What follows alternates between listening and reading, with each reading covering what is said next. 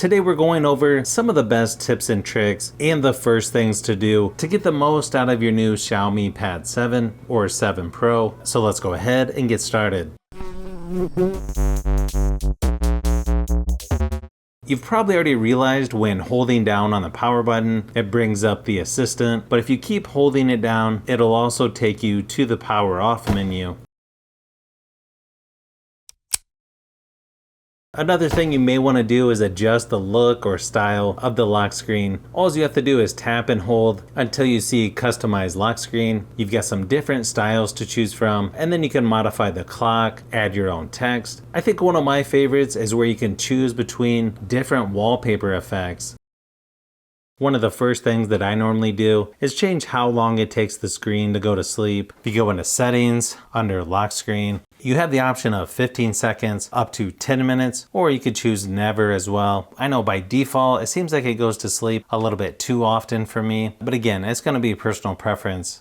If you go under settings, lock screen, I would also tap on where it says wake screen. You have the option of none, on tap, and on double tap. I kind of like when it's just on tap. Then it's similar to an iPad where you just have to tap the screen once to wake it up. There's a couple ways to get to navigation options. You can search in the settings, or you can just pinch on the home screen, tap on the settings icon, tap on more, and then system navigation. You have the option of gesture navigation, which I feel like most people are familiar with by now.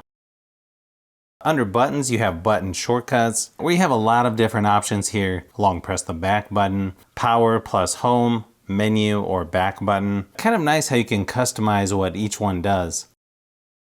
If you just pinch the screen, you can go to your home screen settings. Once you tap on more, you've got several different stuff to choose from. You got the option of classic or with app drawer, so kind of personal preference on which one you prefer. You can also choose light, dark, or auto, and the transparency level here as well. You can also get to the Gemini Assistant by dragging from the corners as well. Also, don't forget that you also have Workstation on this tablet, which is kind of like the new Samsung DeX, where everything opens in floating windows. You just turn it on up in the control center, and then you can resize each of the windows. You've got split screen or full screen if you want to be a little more productive.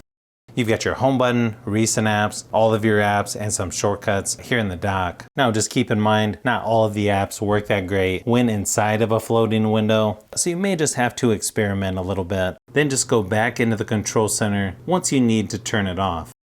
I think one of the best features on this tablet is that it has video out, so you can connect this to a projector, TV, or external monitor, which I think is a must-have for any tablet, so it's a little more reliable than messing with Wi-Fi or wireless, especially if you're traveling.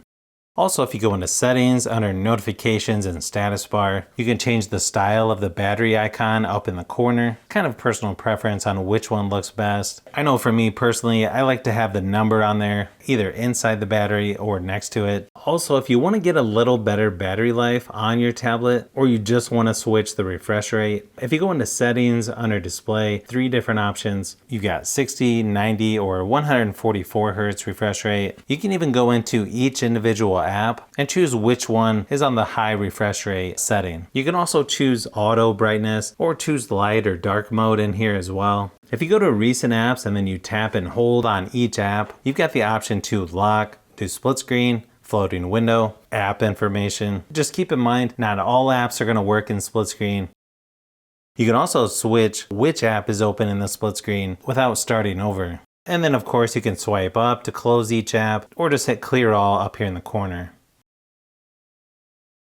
There's also a lot of extra stuff that you can get to in the control center by tapping and holding on each item to have more options. It's not going to work on everyone, but quite a few of these do, which is nice if you want to connect a Bluetooth controller, headphones, that kind of thing. You can see the saved Bluetooth devices or go straight into the settings to pair a new device. Also, if you like to hear that sound when you tap on the screen, you can go into sound under settings, under additional settings, and choose tap sounds. Then you can hear each time you're tapping on the screen. Just make sure that the volume's turned up and tap the little bell to make sure that silent mode is off.